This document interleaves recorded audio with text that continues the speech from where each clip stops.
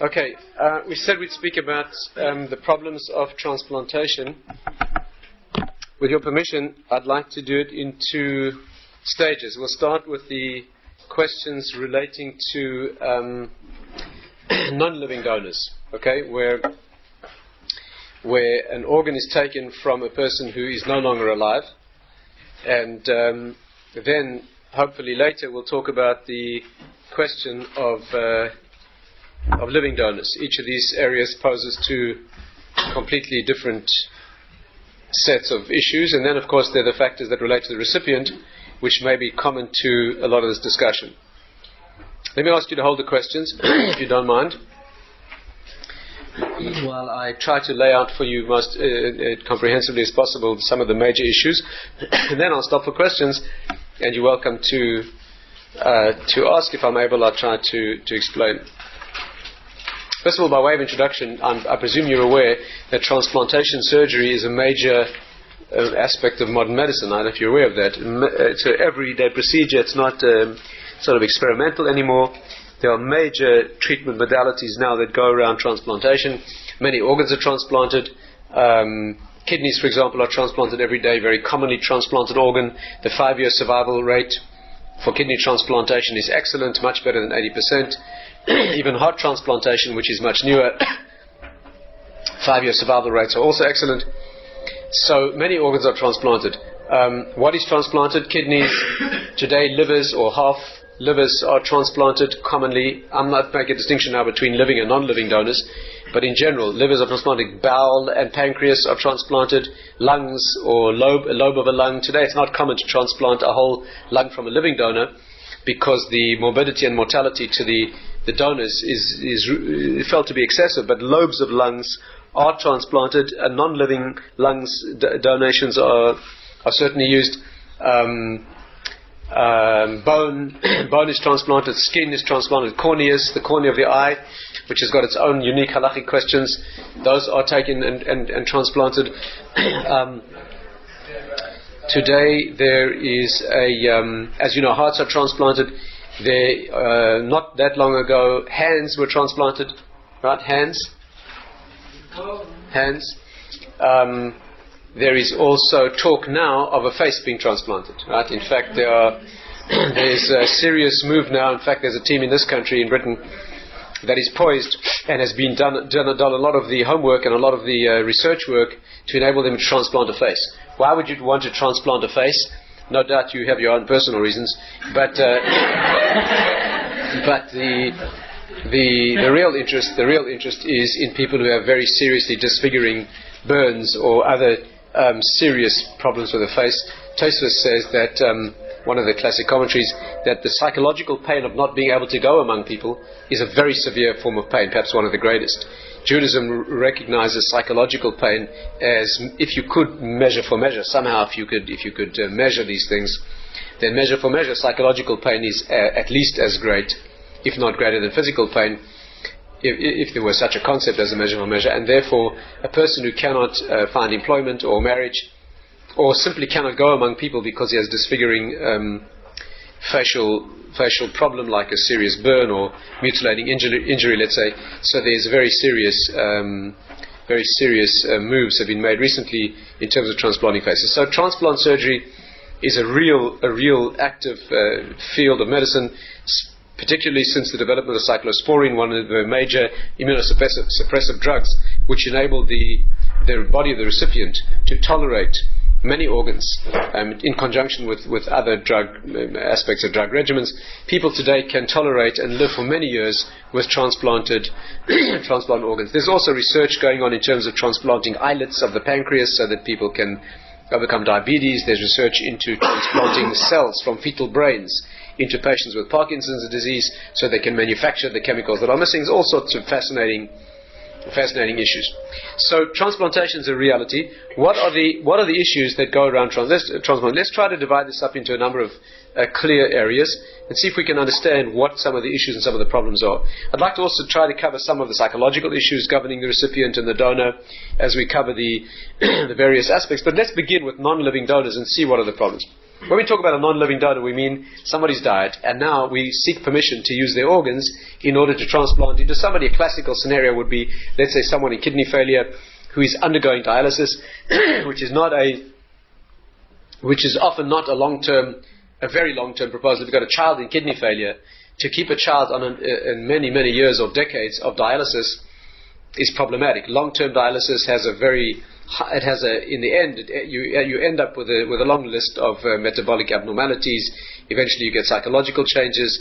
It's not a simple, whichever form of dialysis you use is not nearly as appealing as receiving a kidney transplant, which enables many recipients to live virtually normal lives for long periods of time. Same applies to livers and organs like that. So what are the issues when you try to get organs from a donor who's died, and you want to use those organs to transplant into a recipient? Well, some of the issues are these. First of all, you know that taking an organ from a dead body involves a number of Torah prohibitions. Mutilating a human body, when you take parts of that body, you potentially transgress 3 Torah prohibitions. Okay, when the post-mortem is done, before we even talk about transplantation, someone dies, and permission is given for an autopsy, and the pathologists are cutting up that body in order to find out the cause of death, and they may take certain parts of the body either for certain testing or for transplantation. You are thereby transgressing 3 Torah prohibitions. Okay?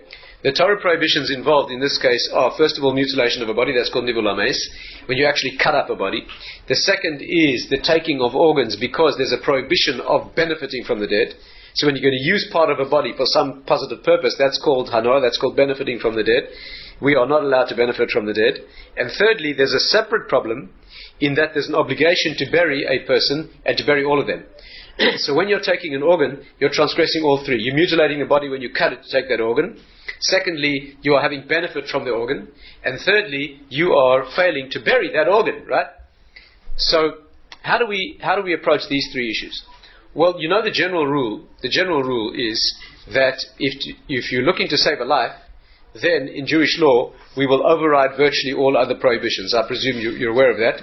There are only 3 things you will not override. Sexual immorality, you have to know exactly what that involves. Idolatry and murder are 3 things you could not commit to save your own life. And I'm not going to go into the details now.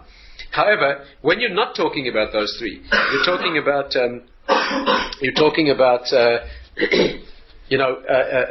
other Torah prohibitions, and you wish to transgress them, then our priority is saving life.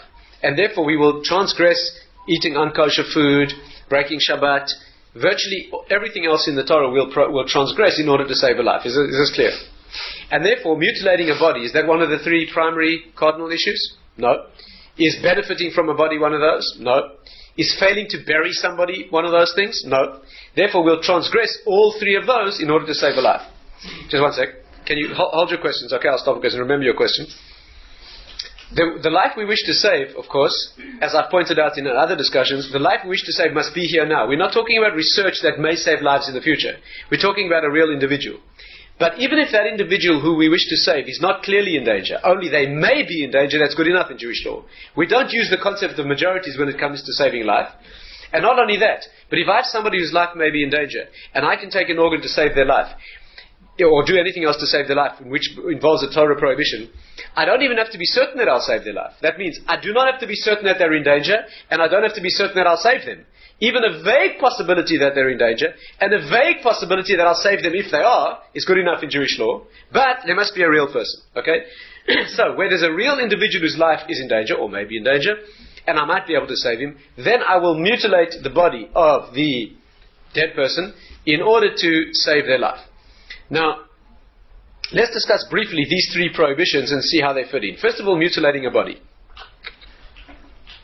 Generally speaking, as we said, we'll override that prohibition and deform or mutilate the body in order to save a life. The parameters involved in mutilating the body are like this. One opinion is, there are two opinions basically in halacha, in Jewish law, as to why you cannot mutilate a body. One of them is because the body is formed in the divine image, what's called Tzelem Elokim. That means although it has much deeper and higher meanings, nevertheless one of the meanings of Tzelem Elokim is that the human body is formed in the divine image, the body itself. Since it's formed in the divine image, you cannot mutilate the human body.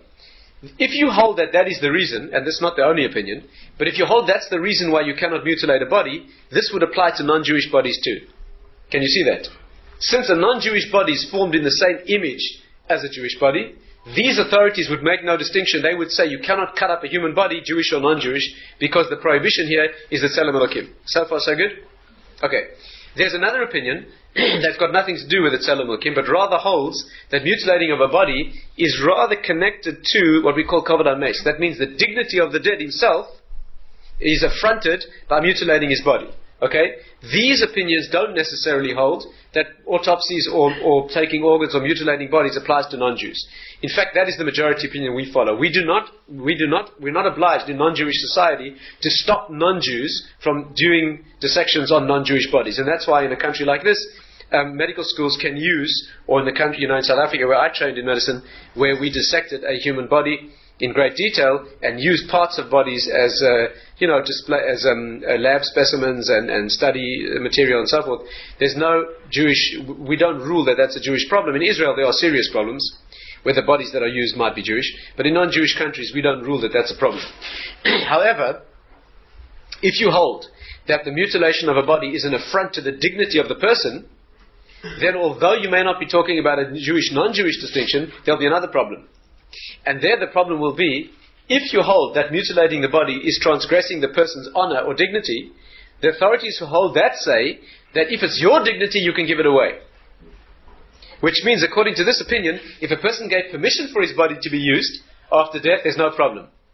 Did you see that? Because if it's your dignity and you sign before you die and you say, look, I don't mind if they use my body for medical science, I don't mind about my own dignity, there are opinions that say, okay, that's allowed because, can you see the wide-ranging argument here? The one position would say that it's not your honor that's at stake, it's the mutilation of the body.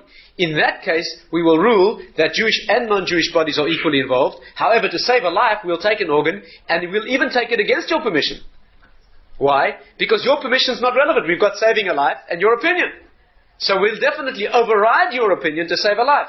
The other opinion will say exactly the opposite. They'll say that mutilating the body is your dignity and it's your possession.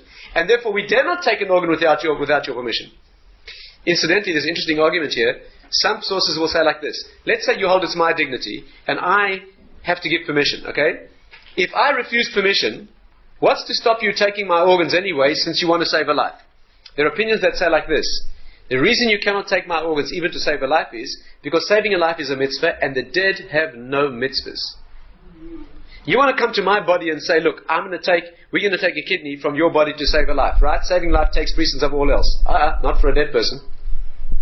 A dead person has no mitzvahs, not even saving a life. And therefore the dead person can theoretically say, I'm sorry, I want to be buried with all my organs intact. Don't tell me you've got a life to save.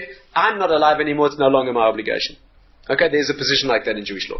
So these are some of the factors that apply to the various attitudes towards things. The bottom line is, of course, generally speaking, I'm not going to go now into the problem of the law of the land, where you require permission. That's of course, in many countries, including Israel, that, of course, is what's required. But provided that that's in place and permission is given, or permission by the family in certain circumstances, or a family testifying that the person, in fact, had given permission or would want to, that often is good enough, then we are using organs to save a life, even when we're transgressing these three areas, okay, of mutilating a body, failure to bury the person, and benefit from the dead. Mutilation of the body, I've discussed. Failure to bury a person, strictly speaking, an organ should be buried, right? Not only the body, but every organ should be buried. Technically speaking, the real obligation to bury an organ is when it is a limb of the body, which means it has bone, sinew, and flesh. In other words, flesh, a bone, and also whatever sinew means, whether it's connective tissue or blood vessel, whatever it is, but you need three elements. In other words, like a finger or a hand, something like that, whereas simply soft tissue might be less. And therefore, when biopsies are taken or parts of bodies are taken that do not involve a complete limb, there's not, strictly speaking, a real obligation to bury the body. Of course, a fetus that is fully formed certainly should be buried. In fact, there's even a Kabbalistic custom to perform a circumcision. When I moved from Israel to South Africa, my wife was 5 months pregnant, and we lost the pregnancy, it happened to be an extremely beautiful little baby boy. And I actually had to bury the child, and beforehand I had to do circumcision on this little child, because that's the custom, right? Even though he wasn't alive, that is the custom, and you do a bris on the child, and then the child's buried. And we have a very clear tradition that the child who's stillborn, fully formed, will be part of Tchias HaMeisim, okay, will be part of the resurrection, and that is another whole discussion. So that is the custom, but since it's a fully formed child, not only a limb, so that child should be buried. So that is the question of thing. Now, bringing to burial is an organ like that, and also is the question of all parts of the body that are lost after death. Let's just get this very clear, okay? Let's say a person dies, but parts of their body were taken before they died. Let's say there was bleeding. Okay, let's say a person was injured and there was bleeding. And then sometime later they died. The blood that was lost before, or the parts of the body that might have been, missing or cut off, is a different issue. But any part of the body that is there after death, are you clear about this? In other words, here is a person who dies. Subsequent to death, a part of the body is detached, or in death. Like, say, for example, there's some bleeding. We are very fussy to bury absolutely everything. This is why you'll see in these disasters and terrorist attacks, you'll see that there are people who go specially to try to pick up every possible little piece of human flesh or even blood, okay? In fact, we go so far, I know it's a bit gruesome, but we go so far as that when a person's badly injured, such that in dying there's bleeding, we don't even wash the body afterwards. Normally before a person's buried in Jewish law, they're meticulously washed, absolutely clean, nails are trimmed, and the body's absolutely perfectly cleaned in every way. Some communities, there are a lot of water poured over them. In some communities, the body's actually put in a mikveh before burial. However, if there are parts of the body that we are concerned about that were there at the time of death, and washing them or cleaning them might remove some of those parts, we don't even do that. In other words, it's absolutely important that all parts of the body are brought to burial. When an autopsy is required, either for the purpose of taking an organ, or because the police require it, or in some other way where we cannot stop the process, or in cases where Jewish law actually does agree, there we try to have knowledgeable people present so that the autopsy is done in the most respectful way possible, and that every part of the body is actually buried afterwards. Nothing's washed away, or if you ever had the misfortune to have to visit a mortuary or work in one, you'll see it's actually quite a callous business. People who work there are not usually the most, it takes a certain degree of, you get steeled and hardened by the procedure, and it can be a little bit, whereas, incidentally, people who work in the Chevra Kedisha, there's a very, very respectful process. Women are preparing female bodies, men are preparing male bodies. It's a very respectful thing where the person is very, very respectfully handled because of the dignity that's required to be. So that would be the problem of burying a person, and that we would set that aside when we're taking an organ in order to save a life. There are Kabbalistic questions about, let's say, a heart that's transplanted or a kidney. When that person dies, where should the kidney be buried? Should it be buried together with the recipient, or should it be removed and put back and buried with the donor? Okay, it's not done. In fact, the organ is left together with the recipient. There's no problem with that. It actually becomes part of their body, according to many opinions. Also, mechanical devices like pacemakers, usually end up being buried together with the recipient. In fact, it may even be deemed to be part of their body in certain ways. That's an issue. So, those are the three prohibitions involved in taking donor organs from non-living bodies. The three basic categories. And of course, we will do that where it's necessary in order to save the life of the recipient. Now, one major problem, that's probably the major problem in this area, is when it comes to something like taking a heart. Okay, let me try to explain this very carefully. This is probably the central and most contentious issue. When organs are taken, let's say a kidney, so you cannot take an organ from a person who's living if that may cause them to die. I presume that you're clear about that, right? Let's say somebody is in a very dangerous situation, let's say they're terminally ill, and you wish to do something like take an organ from them. Okay? There, the problem is, of course, if you're going to take an organ, I'm not talking about a heart, I'm talking about a kidney. You subject somebody who's dangerously ill to the surgery to take a kidney, that may well kill them. And therefore, of course, you cannot do that. When you can take the organ is at a stage when they've died already. The problem is, of course, at which point are they deemed to have died? That's the problem. Well, Jewish law, basically, the normative position is that the person's diagnosed as dead when heart and breathing stop, and then you wait a certain period of time. Okay? We are looking basically for that means irreversible cessation of cardiorespiratory function. Once the heart and lungs have stopped functioning, and you've waited some time, okay, I'll explain in a moment, then you can proceed to take the organs if you need in order to save a life. How much time do you have to wait?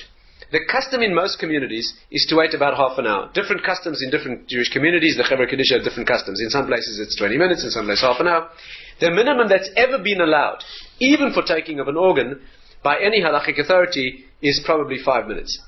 Okay? Now, you know that 5 minutes after a person dies, the organs, without any oxygenation, without any blood flow, without any circulation, all the organs become unusable. Okay? In other words, a person has died and no one's attempted to resuscitate them or keep their circulation going. 4 or 5 minutes later, you will not be able to resuscitate them.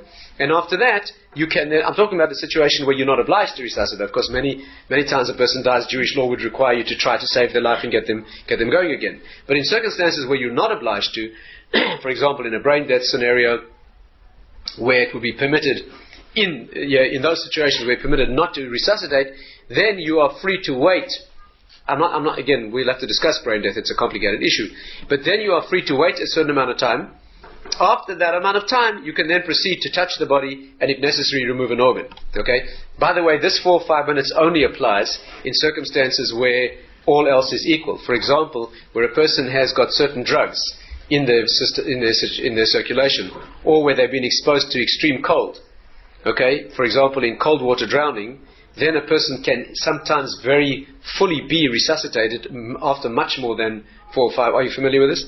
For example, sometimes a child who falls into an ice-cold swimming pool in winter. Children have been recovered from the bottom of swimming pools after 8 or 10 hours of immersion and completely successfully resuscitated. The reason is that the rapid cooling of the organs, especially the heart and the brain, arrests metabolic activity, okay, and you can resuscitate a person very successfully. That's why when a child is pulled out of the water, especially cold water, nobody gives up the resuscitation for a number of days. Because sometimes you can win the battle even many hours or days later.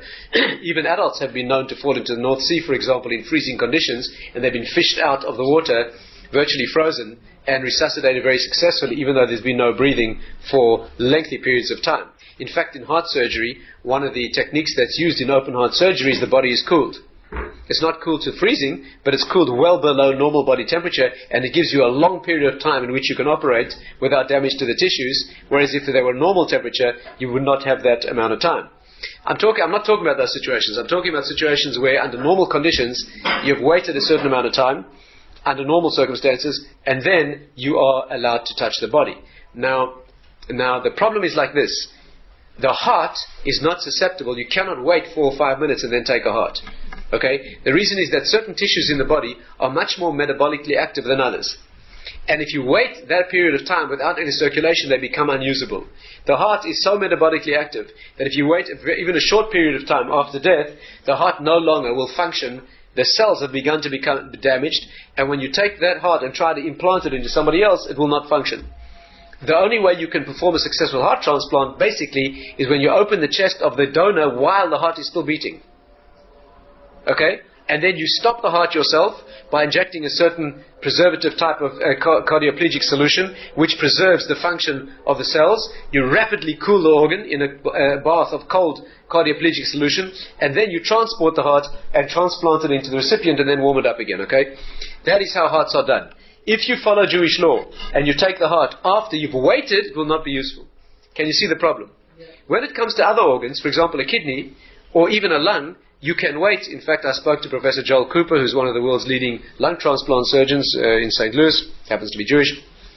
He told me that when they transplant lungs, the post-mortem time, in other words, the time that the lung lasts after death till you harvest it, is not as critical as the last phase of life, when there may be a very low flow state of blood in the lung. That can damage the prospects for transplantation more than the time, this fully ischemic time that you wait after death has ensued. Each organ's got its own parameters, but many organs like kidneys, and certainly organs like bone, the cornea is no problem at all, right? The cornea, it doesn't have a blood supply. The cornea does fine. You can take a cornea from a dead person and transplant it into a living person. It takes fantastically. There's very little problem. Bone is also like that. Skin is also not such a problem. But when you get to organs that are highly metabolically active, like a heart, you cannot afford to wait. Now, when you take kidneys, there's no problem. What we do in Jewish law is, where a kidney is taken, wait till the person has died. We are then waiting the required period, and then you can harvest the organs and take them, and they will do fine. The problem is you can't do that with a heart. So what is done in the case of heart transplants? Well, when heart transplantation began, okay, and let's not forget in which country heart transplantation began.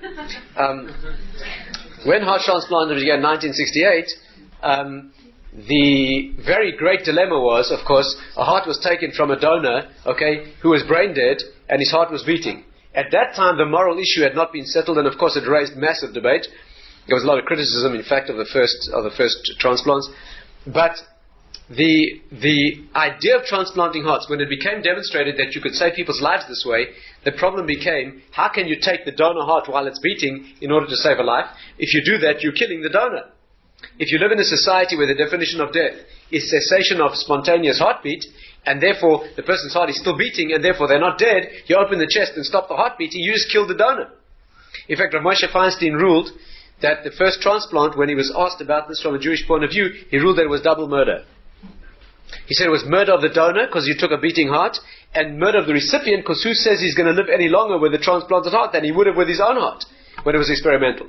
Later he revised the ruling to make it permissible for the recipient, when it was demonstrated that you could very well save his life, but he never changed his mind. This is a vexed issue, we'll have to discuss it, about the donor, okay, giving the donor heart.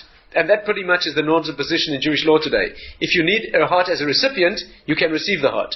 If you want to take the heart from the donor for that recipient, you can't take it, because you'd have to kill the donor to take his heart. Okay, that's the idea. So what happened was, the history is as follows, very briefly, the history is like this. In fact, the way hearts are taken today, it's a pretty gruesome business. The way it's often taken, I have a friend who's an anaesthetist in Los Angeles, and he told me, he discussed with me a very difficult situation. Is the anaesthetist is sometimes what in America they call the anesthesiologist, right? We call anaesthetist. He is called in to give metabolic support while they strip organs. What happens is they have a person who's brain dead. They certify the person brain dead. The ventilator keeps the ventilation going. The heart beats by reflex activity and keeps the circulation going. And the anaesthetist is called in to support those bodily functions while the surgeons open the body and take all the organs. They take a liver, they take lungs, they take kidneys, they take a heart. And the anaesthetist, right, sees a very, very difficult and gruesome business of trying to support what remains of the body metabolically to make sure that the freshness of the organs and their viability is maintained. Okay, this is not a simple matter from a Jewish anaesthetist's point of view, because he's required to assist in a situation where a heart is being taken, organs are taken while the heart is still beating. This critically depends on the definition of death as brain death. But the history is as follows, very briefly. What happened was in 1968, shortly after transplantation began, right, within months of the first transplant, Harvard University convened a committee to decide on criteria for death. You understand that the issue was, could we now change the definition of death? And instead of saying that life depends for its definition on heartbeat and respiration, could we say that the definition of death is now brainstem function? If you could prove that there's no more brain function while the heart beats from a reflex point of view, yes, you know that the heart will continue beating on its own. You know that. If you take a heart out of a human body and put it in a correct environment, the heart will continue beating on its own. The heart has its own intrinsic pacemaker, and it will continue beating on its own. In fact, you can take a few heart cells and put them in a dish, and they carry on beating. Take a few heart cells, muscle fibers, and they keep contracting. Okay, they've got their own intrinsic pacemaker. But breathing will not continue, because breathing depends on the brainstem. Yes, you can stop your breathing if you wish, right? You can hold your breath, you can breathe fast, you can breathe slow. It's under control of the brainstem. When the brain stops, the breathing stops, but the heart doesn't. The heart continues beating by reflex activity. Eventually the heart stops because there's no breathing, so there's no oxygen, so the heart doesn't get oxygen, so it stops. So they said like this, can we possibly define death as brainstem death, which means the person will stop breathing, but we'll keep the breathing going by a ventilator, and the heart will beat automatically. If we could define a person like that as dead, then great, we could cut open the chest, take out the beating heart, because no problem, the person's dead. So they convened a committee at Harvard to try to define criteria for death. In fact, the committee said they found it a very difficult task. You might think that diagnosing death is one of the simplest things, right? But in fact, it turned out to be an enormously difficult task. What happened was the Harvard committee came up with a set of criteria for what they called irreversible coma. Irreversible coma means that if you have all the requirements for brainstem death, and they are very well worked out, okay? You look at various reflexes, corneal reflexes. You put cold or hot water in the ear, and you see if there's any eye movement to what's called nystagmus. There are very elegant ways you can test certain brainstem reflexes. And of course, the main one is what's called apnea testing. You detach all the machines and you see if there's any effort made to breathe. If there's any effort, any respiratory effort, then of course the brainstem is alive. But if there's no effort made to breathe under very carefully controlled circumstances, for example, you have to be sure that there's a low enough oxygen level in the blood, there's a high enough carbon dioxide level, all the things that would normally make a person try to take a breath. If all those conditions are present, and again, there's no drugs to explain the problem, the person's not cold, when all things are normal and there's no effort to breathe in circumstances that would definitely guarantee the effort to take a breath, that is called a positive apnea test. In some countries you have to do apnea testing 24 hours apart. Some countries require at least 2 doctors to be present. Some countries require 3. Some countries require at least one of the doctors performing the tests to not be one of the surgeons on the transplant team, in case they have a vested interest to define death a little bit, rashly, so they can, get these nice fresh organs. Different countries have different rules. The Harvard committee came up like this. They said, if all these conditions are present, apnea testing, etc., and the brain stem has died, we can guarantee you that that's a non-reversible coma. Don't ask us about death. Yeah, death is beyond our capacity. That's a spiritual question. That's ask the rabbis, ask the priests. I don't know. That's a religious question. But medically, we can tell you this person will not recover. And it's very, very widely accepted today in modern medicine that if the brainstem death criteria are fulfilled, that person will not recover. In fact, I'm not aware of any case, I'm not aware of a single case where valid criteria for brain death were established, brainstem death, and the person recovered after that. It's a very good definition of irreversible coma. Are we together? The only problem is irreversible coma death?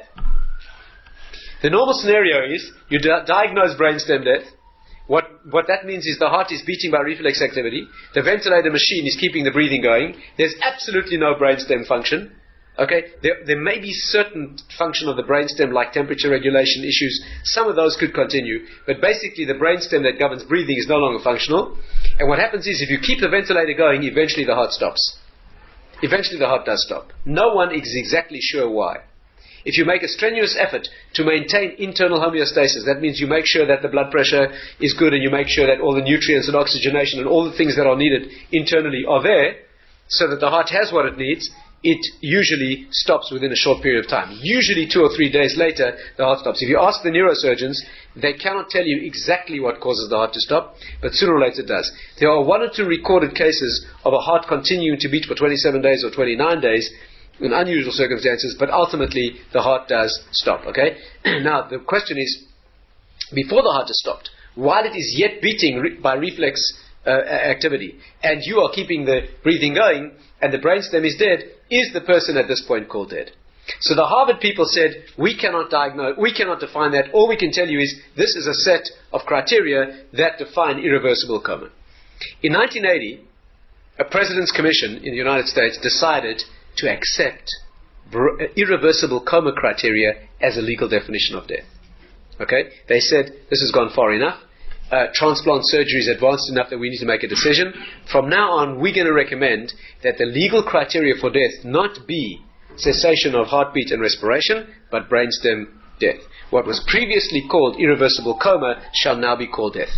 Rapidly thereafter, the United States, all of the United States, accepted the legal definition of brainstem death, and today that is the law in the United States, it's the law here in Britain, it's law in South Africa, it's law in Israel, right, which is not in accordance with, certainly not with all halachic opinion, but that is the universally accepted criterion of death today, and the patient is diagnosed as dead when the brainstem is dead. Therefore, once you can diagnose brainstem death accurately, whether you do the apnea testing or you do it 2 days apart or 6 hours apart, whatever they require, you can then legally terminate the ventilator, Or you can keep the ventilator going, open the chest and the abdomen, and take out all the organs, and the fact that the heart is beating is only a reflex phenomenon, and it's not diagnostic of life. Is this clear? The question is, in Jewish law, in halacha, is that valid? Is that valid? Well, there's a very vexed argument about this, which continues to the present day. There's opinion in America and New York, and it's agreed, this opinion is held also by certain of the judges on the Israeli chief rabbinate. They hold that brainstem death is a valid criterion for death.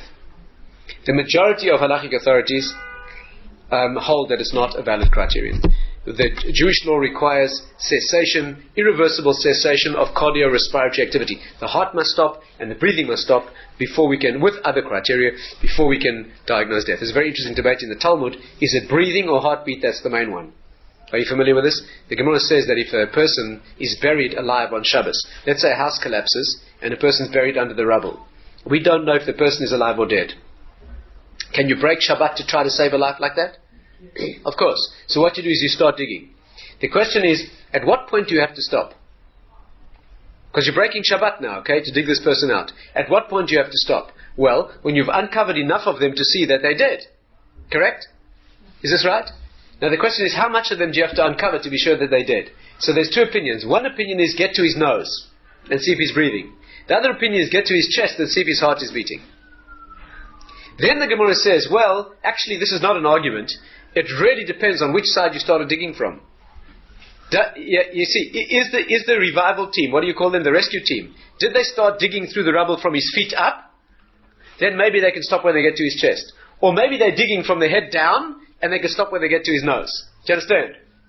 So the bottom line is, we actually rule in practice that you really need heartbeat and respiration to stop. There's a learned debate about which one is primary and is the other one only a sign. Is the heart beating only a sign that there's breathing, or vice versa? The Chasam Sofer speaks about this. There are sources that deal with this.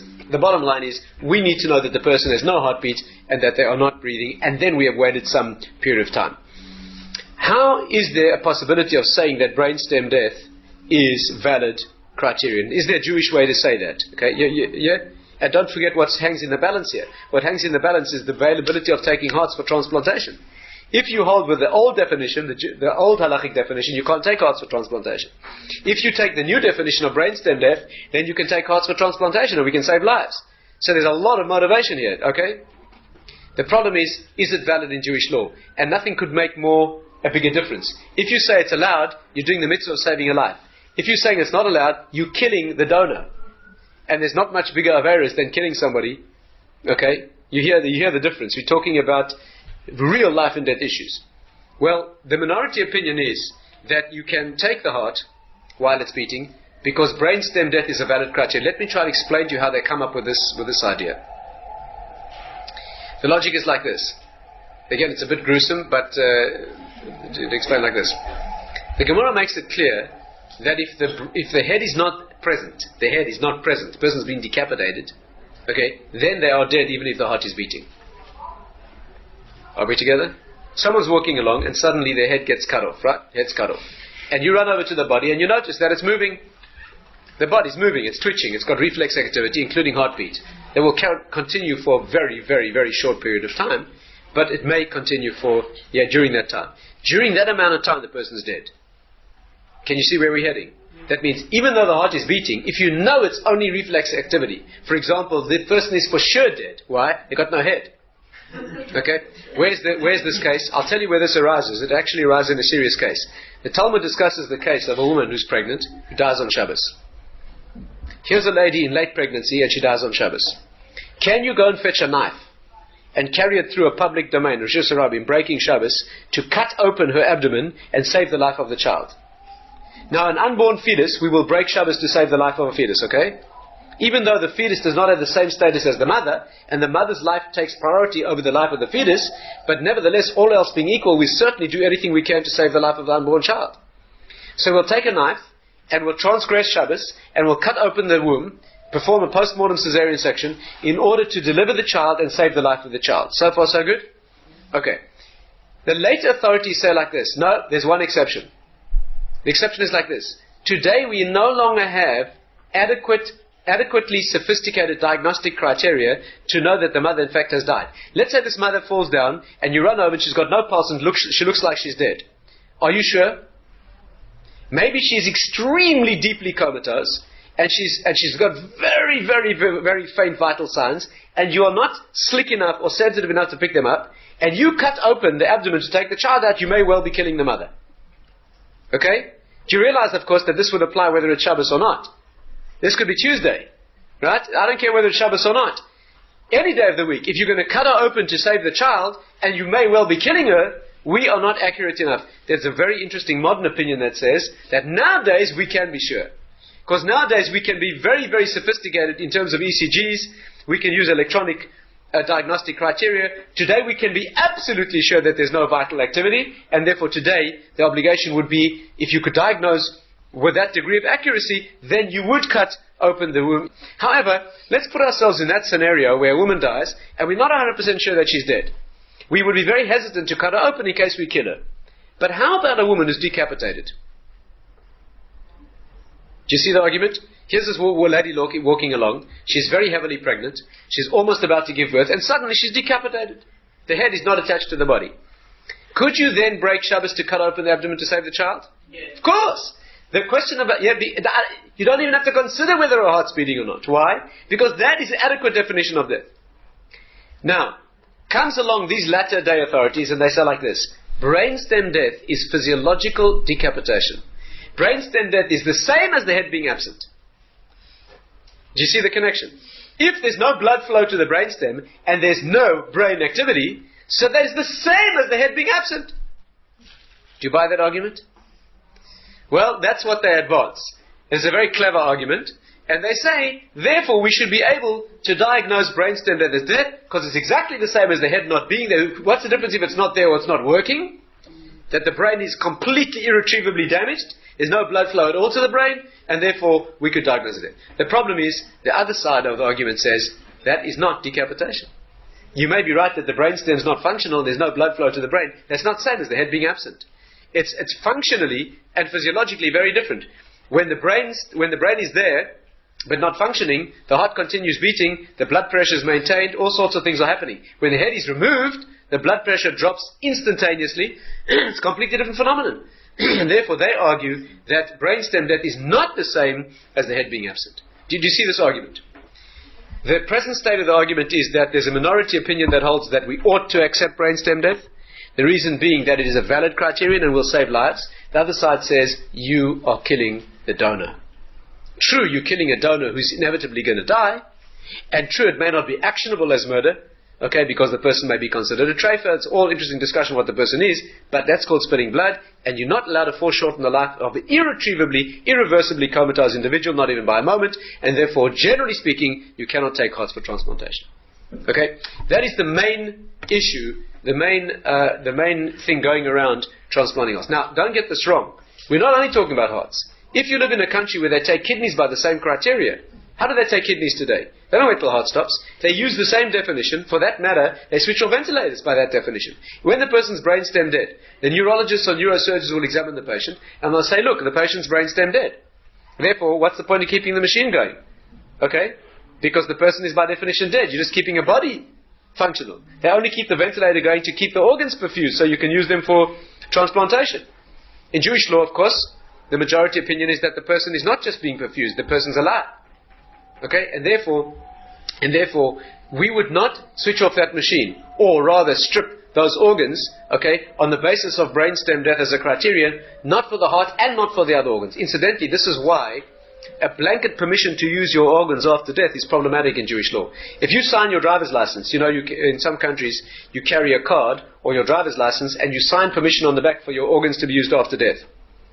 A Jew should not sign blanket permission for that in a country where they will take your organs, okay, when they reckon that your brainstem has ceased functioning, but your heart is still beating.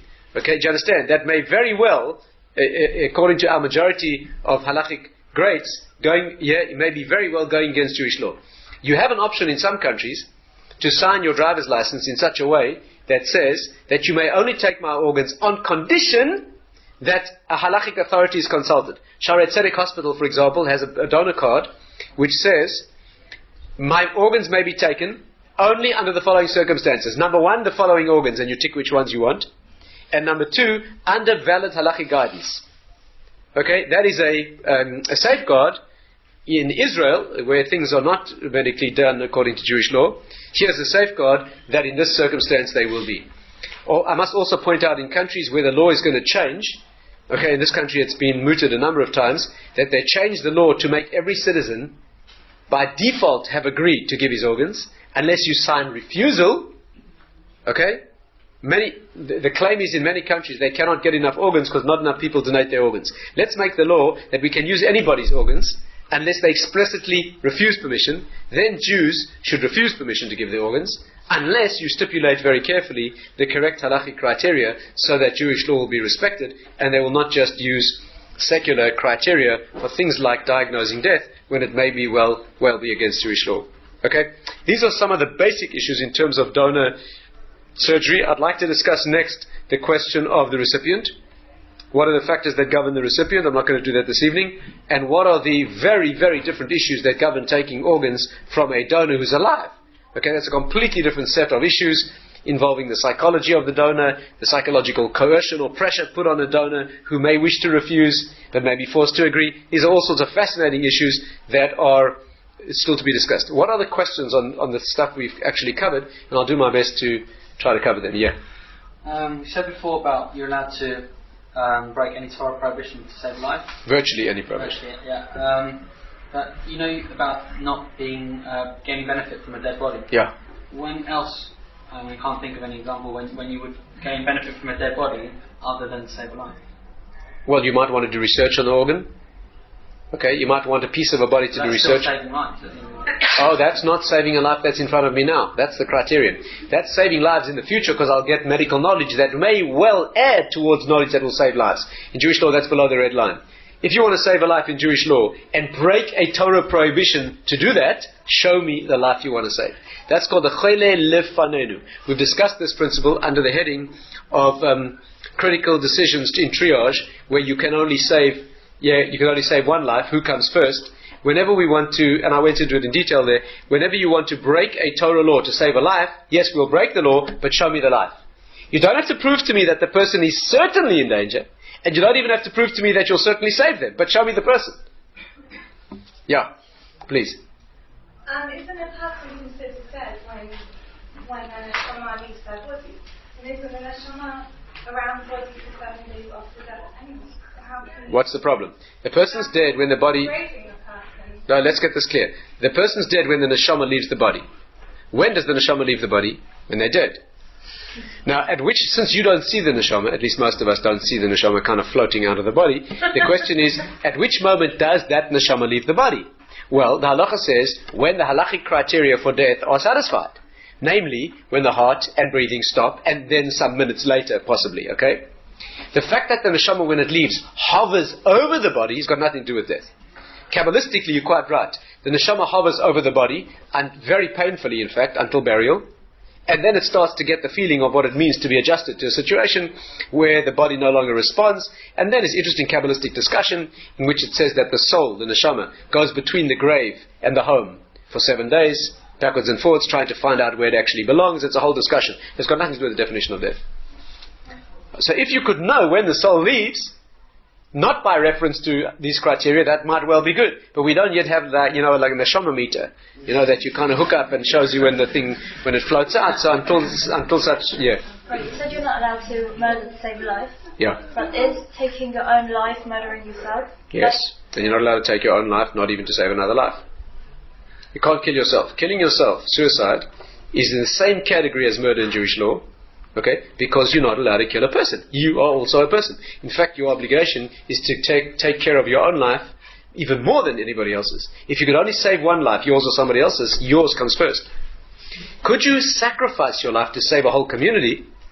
Or many people? Yes, that's called the Kiddush Hashem. That happened many, many times. Yeah, where a person gave themselves over. The Talmud has a famous case of two brothers called Pappus and Lulianus. When the Romans found somebody killed, and they accused the Jewish community in Lut of having killed him, yeah, and they said they'd kill the whole community unless the criminals were found. These two brothers stepped forward and falsely said that they were the killers, and the Romans killed them. the Talmud says they're guaranteed a place in the next world, even though they gave up their lives because they did it to save the whole community. That's an incredible thing. That's called the Kiddush Hashem. But you could not commit suicide voluntarily, because that is suicide is a form of taking a life, and that's not allowed. Yeah. You said if they were going to automatically assume that they could take the organs, we'd have to have something that said that we don't want them to. Right. But, could you carry such a card on Shabbat, or what? No, but again, if you this donor card that you're carrying on Shabbat, right? Whatever the donor card says, whether it's the way the law is now or when they change the law, we don't carry a wallet in any cards on Shabbat. But then let's get this right: they would not be allowed to take organs unless they had found that card. And presumably when the law changes, which means that they can take anybody's organs, they'd have to ascertain that the person had not signed refusal. They couldn't just take a body on Shabbat without any knowledge of whether this person's refused or not. Have to contact the next of kin and find out what's doing, okay? The Jewish community would raise extremely strong objections if they assumed a default position without checking whether the person had agreed or not. That would be problematic. Also, we're hoping very strongly, of course, that other options will open up. There's research going on in animal organ transplantation. There's a lot of research, although it's very early days. There's research going on now in stem cell research, where the hope is that we'll be able to grow human organs rather than transplant them. The hope is even that we'll be able to grow organs from the person themselves by stem cells that might be taken when they're born. All sorts of hopes like this, where there will not only be no problems of rejection, there'll not be spiritual problems either, and that will be far preferable to all these types of issues. Animal transplantation raises all sorts of other issues, but those are some of the things on the horizon. Yeah. After a Jew dies, are they allowed to transplant their vital organs? Because I thought they needed them for the resurrection. No, the resurrection is the answer is like this: a Jew can give an organ to save someone else's life, even though you will not have that organ for the resurrection. The concept is that in the resurrection, the body will be reconstituted. What about people who never gave organs, but they were buried, they were burnt, or dismembered, or not everybody merits to get buried. The Kabbalistic idea is that may be a more painful situation, but it's certainly not an obstruction to Tchias HaMesim, and therefore that would not stop the idea of saving a life, where we could save a life by the thing. Yeah. How do you reconcile with the significance of the fact that if in situations, say, the bomb attack, for example, where we give great lengths afterwards, great lengths to gather all the body parts together, how do you reconcile that with actually giving away an organ? I see. That's easy. The question here was, how do you reconcile the extreme degree we go to collect all the body parts in a terrorist attack, or with the idea of giving away a body part? The idea is like this: in those circumstances, we're collecting all the body parts to bury them, right? We're not talking about saving anybody's life. We're simply talking about the obligation to bury all of the body. Taking a part of a body, either in that circumstance or any other, to save a life is a completely different issue. There we will transgress that obligation. It's such importance attached to the fact that but I explained that no matter how important it is, if it's not one of the 3 cardinal sins in the Torah, we'll gladly override it to save a life. Is that to save the life of anyone, or only the Jewish person? No, the obligation to save life, especially in a country where the laws don't make any distinction. So we don't make any distinctions. Yeah. So what about, you maybe touched on that, non-vital organs? No, the questioner made a distinction in non-vital organs. We're not. So we can give non-vital organs? I didn't say that. You can give non-vital and vital organs to save a life. The Tchias HaMesim is not an issue when you can save a life. But can you give something like a cornea that's not... Okay, giving corneas, alright, that's a good question. What about giving a cornea? It's like this. Giving a cornea to save sight, okay? You're taking a cornea from a dead body in order to save the sight of somebody else. Now the question is like this: mutilating the body to take the cornea. Why did we say in this discussion that you can mutilate the body to save a life? The question is saving somebody's eyesight saving their life? You hear the question? Our authorities have ruled that a blind person is in danger of their life. Enough that saving their sight by a cornea transplant is considered saving their life. And therefore we rule like this, that if a person is blind means of course they'll see light if their cornea is badly scarred, but they cannot see, they might not be able to see in a functional, meaningful way. If you can restore their sight by taking a cornea, you may in fact save their life, because now they won't fall down a flight of stairs that they didn't see, and therefore we rule that taking the cornea is okay. Especially since taking a cornea is very, very slightly mutilating. The cornea is such a thin layer of cells that after it's been removed, you cannot see the difference, and the eyes will be closed. So after the cornea has been stripped and the eyes are closed, it's not a visible mutilation of the body, and that's a much more lenient category. Okay? It's important to know that the cornea should be taken without the eye being removed. The old way that this used to be done was the whole eye was enucleated, and then in the lab they would strip the cornea off the eye. That is much more mutilating, obviously, and now the poskim are, for Jews it should certainly be done, and rather than the whole eye be taken, is the eye should be left in where it is, and the cornea simply removed from the eye. That is much less mutilating. The second question that arises is saving the sight of one eye, where the person who can see in the other eye, is that also considered saving life? You see, if a person is walking around with one eye in which they can see, and the other eye is badly scarred, the cornea is scarred, they cannot see, that person is much less likely to fall down a flight of stairs than the person who can't see at all. Are you saving their life by taking... You understand the question? Here again, when it is done, I'm not giving you a bottom line ruling, you have to ask your own halachic authorities, but since there is minimal mutilation, and since it will not be seen because the eye will be closed and it's not, etc., it's a much more lenient situation than taking. The same applies to needling fetal brains. You know, research is being done today where a needle is put into the brain of a stillborn child or an aborted pregnancy fetus, where they suck through the needle certain areas of the brain, hoping to get cells that could be used in Parkinson's disease treatment or research. Okay?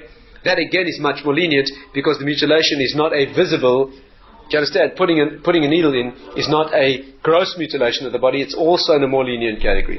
So that's with regard to organs like, with far parts of the body like. Also in a military situation the laws are different. In Israel, for example, where skin is harvested because soldiers might get burnt and need the skin, even if we don't have an immediately burned soldier now, but we're banking it, okay, for somebody who's very likely to get injured or burnt, particularly in a military situation. Also these are much more lenient questions where we'll do things like that, okay?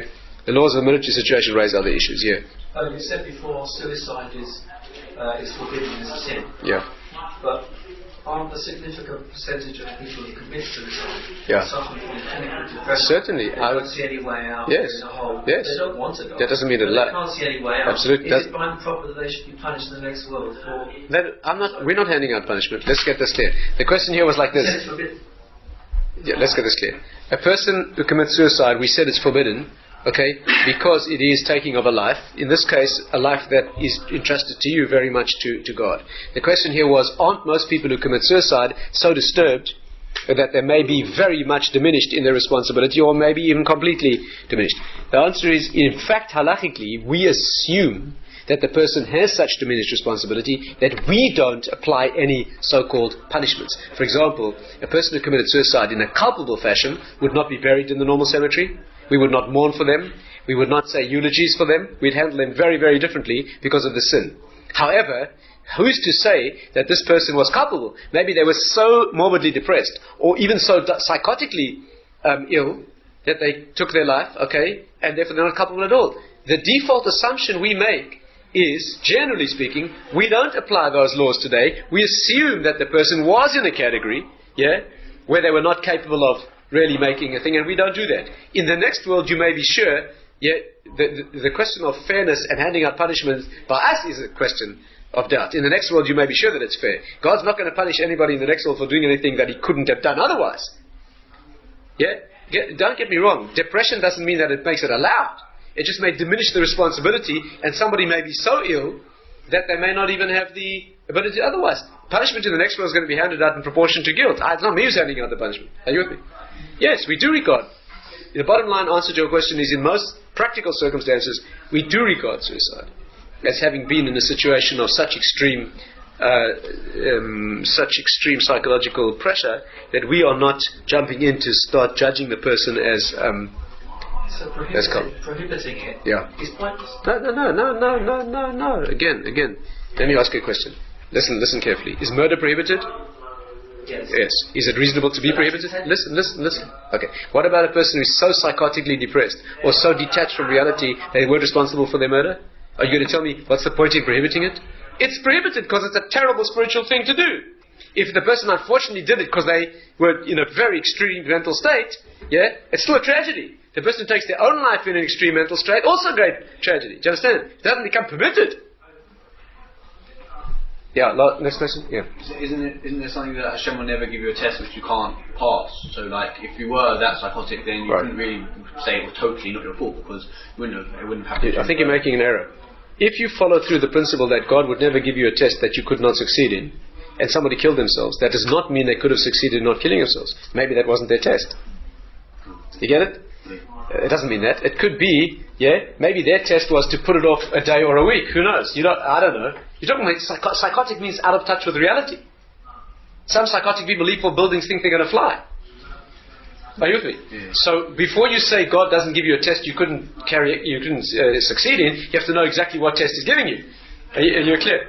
Once you know what the test is accurately, yes, you can pass that test. But not always you or me can judge other people's tests and know whether they are within the ambit of what's possible for that person. That's a different issue. Yeah. Sorry, let's... Yeah. Well, that's what that lady asked. The neshama leaves the body at the point of death. And that is defined halachically. Okay? So the neshama has left the body, irretrievably will not come back in again when they're dead. When are they dead? The majority of our halachic authorities hold when the heart and breathing stops. And as I said to you, some say when the brainstem has ceased functioning, that's good enough. That's the argument. Yeah. Is there a significant change in a recipient of a heart? Significant change in their personality? Oh, that's interesting. Yeah. I think what you're getting at is, when you transplant a heart, does the personality change because they're getting somebody else's heart? Yes. There's no real way of measuring that.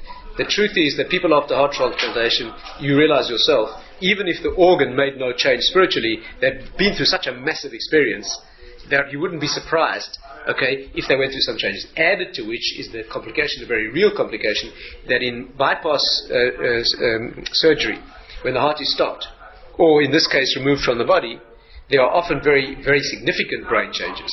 Not because of the spiritual element of the heart, but because it's still a debated concept in medicine exactly what is responsible for the brain changes. But many people who go through, for example, coronary bypass surgery, where no heart is transplanted, but the heart is stopped during the surgery, there's two different types. One, modern technique actually operates on coronary arteries without stopping the heart. There's one possibility of doing that. But where the heart is stopped during surgery and restarted afterwards, and the circulation is maintained on bypass, cardiopulmonary bypass, there are very significant brain changes that take place afterwards. It's thought to be either to microemboli or due to inadequate... There are different theories about why it happens, but it often takes quite a while for the person's personality to recover afterwards. So we would really have no way of measuring. But if you mean spiritually, to then now take on some of the characteristics of the person whose heart it was, that's a very interesting kind of science fiction, spiritual type question. We have no way of really... Does the Kabbalah say anything about that? Kabbalah does not talk explicitly, it doesn't talk explicitly about heart transplant surgery in this way. There is a verse that says that when the Mashiach comes, maybe we'll finish with this here. The verse says when the Mashiach comes, it says, "V'hasiroisi mikem es leva even." I will take away from you the heart of stone. "V'nasati lachem lev shel basar." I will give you a heart of flesh. That's what it says. Okay, I will take away from you the heart of stone, which is what we have now, and I will give you a heart of flesh. This is not talking. You might think it's talking about calcific aortic stenosis, a condition in which the heart becomes really stony. It's not talking about that. It's talking about a spiritual concept of our having a stony heart, meaning we spiritually very insensitive, and we will get a flesh heart, which means we become very sensitive when the Mashiach comes. A different spiritual issue, which is a fantastic subject to talk about. In fact, the deep sources say when the Mashiach comes, people will start crying. You know that? Mashiach comes, it says, I'll finish with this here.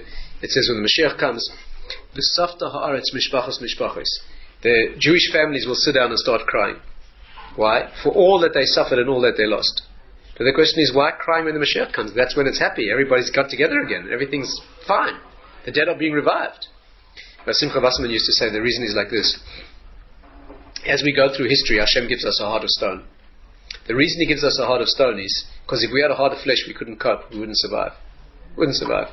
If you knew what happened to one Jewish child 60 years ago in Europe, if you really understood what happened to that child, let alone his whole family, let alone millions, he would never sleep again at night. You'd be so traumatized to think what human beings could do to other human beings for no reason other than that they happen to have a name called Jewish, that they could do those things. You would never sleep again.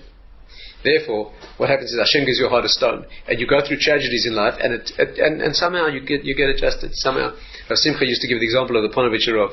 His wife and 10 children were killed. Wife and 10 children, and he survived. And he came to Ponevezher and he said, "We're going to build the biggest yeshiva in the world in this place." People thought he was raving. People thought the tragedy and the trauma had so affected his mind that he was raving.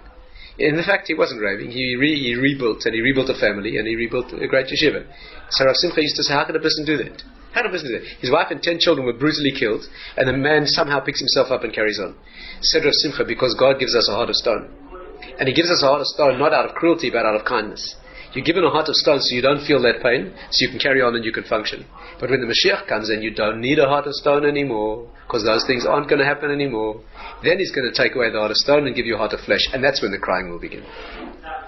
Okay, because then we'll be human again. Okay, we're going to stop here. Next week, in Mitzvah Shem, we'll deal with the question of living donor transplants. I'd like to discuss the recipient factors and some of the donor factors.